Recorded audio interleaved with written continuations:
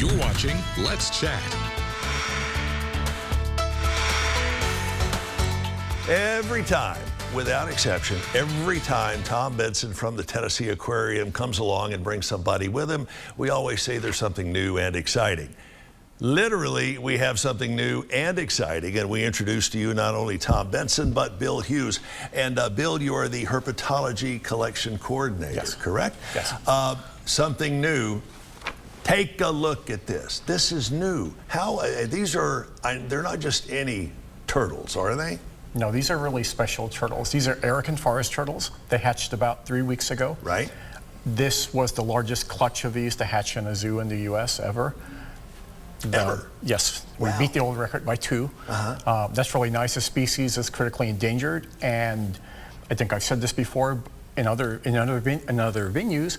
Every time we hatch something that's critically endangered, it's a victory. Yeah. You know, these may not ever go back to the wild, but by hatching them here, they still exist. If something happens to the wild population, there's still some here. All right, and Tom, these were hatched just how long ago? Just a few weeks, right? Yeah. Yeah, about And 3 weeks ago. How big will these get when they reach mature adulthood? About a foot, 12, 14 That's inches. a pretty big jump, It is, isn't it? yeah. And tell me what makes this species of turtle so unique and so different. Should I field that one? Absolutely. So these guys, their claim to fame is when they were discovered in the 19th century. They were officially declared extinct at some point in time. They Right. were considered extinct for about 85 years.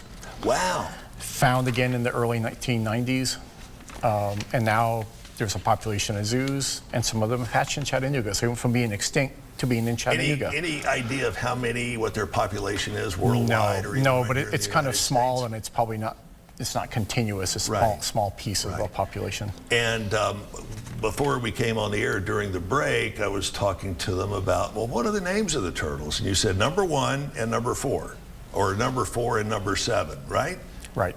That's actually not their names. I just have numbers written in their backs to identify them. But they don't really have names. They have ID numbers, which I don't remember offhand. Well, we should name them. We should have a fundraising contest. Name the turtle. Proceeds go to benefit the Tennessee Aquarium's educational outreach program. So for today, if you'd like, we can name them Chip and Andy. Hey, all right. Which one's the smarter turtle? They are equally That's the one smart. you should name, Andy.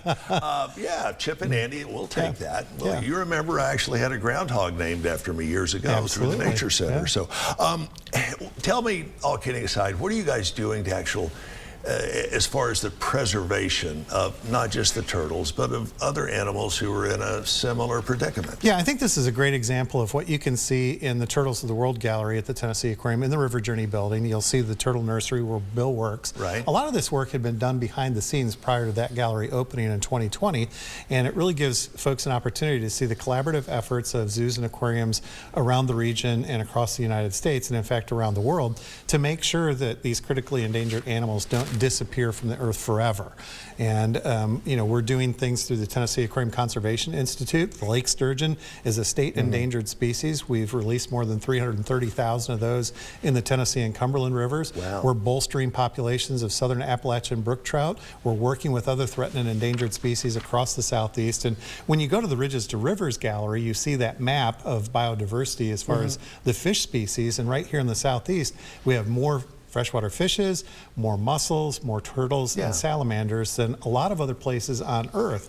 So it's really upon all of us to make sure we're doing everything that we can to take care of water and wildlife in our backyard. So Earth Week's a good opportunity to just remind people that here's some great opportunities to get up close to these animals, see the Joel Sartori Photo Arc exhibit, learn from our educators, especially that weekend, the 20th and the 21st, about what we can do collectively to help the animals. All right, riddle me this. I know you've got something in your hand that looks like it has to do with honeybees. Absolutely. So pollinators, as we know, are on the decline, and this is one way that people can help. We're going to be giving away packets of free seed. These came from the Tennessee Department of Transportation's Pollinator Habitat Program.